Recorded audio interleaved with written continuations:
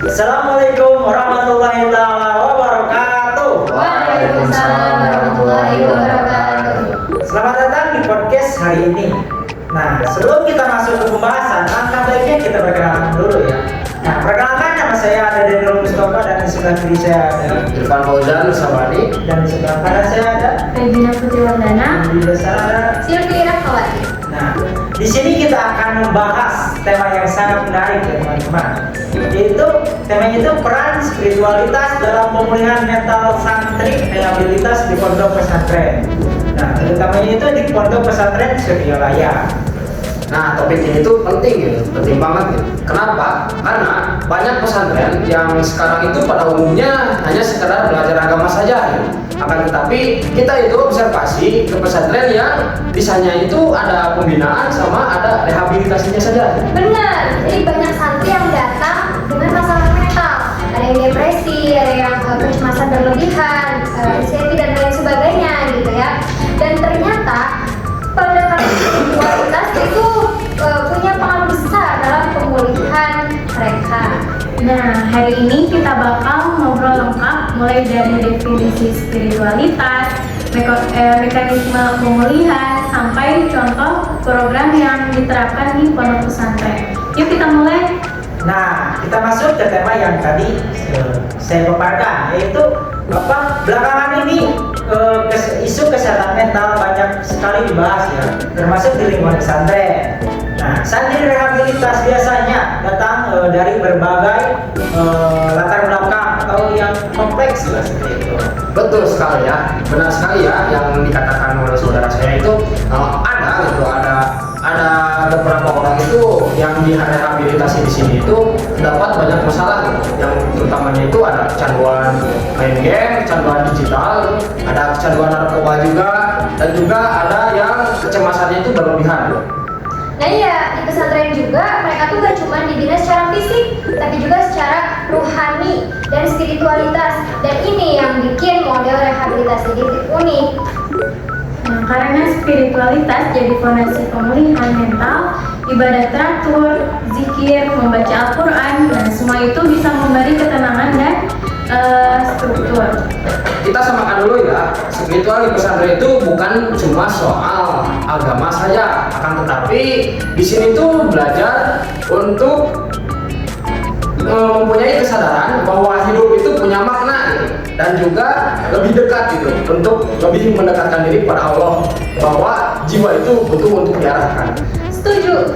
Banyak santri bilang aktivitas seperti zikir, zikir pagi atau zikir malam, terus murojaah ataupun bertaubat itu tuh bisa bikin mereka tenang.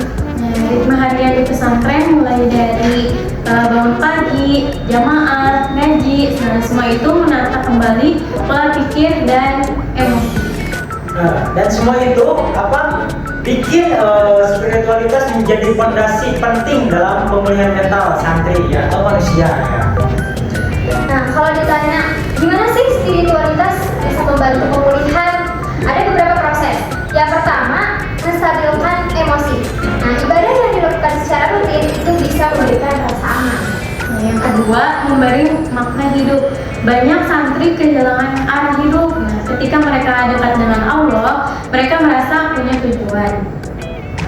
Yang ketiga, melatih kemampuan mengendalikan diri, seperti melewati latihan ibadah, disiplin diri, nanti bakal terbentuk. Mereka belajar meninggalkan kebiasaan-kebiasaan buruk mereka. Nah, untuk pemulihan yang terakhir itu ada lingkungan. Lingkungan ini sangat fatal ya, sangat berpengaruh banget gitu. Terutama dalam teman sebaya, ustadz, dan juga pembina gitu. Itu juga menyediakan dukungan lebih pada orang tersebut yang lagi direhabilitasi. Biasanya program pembinaan santri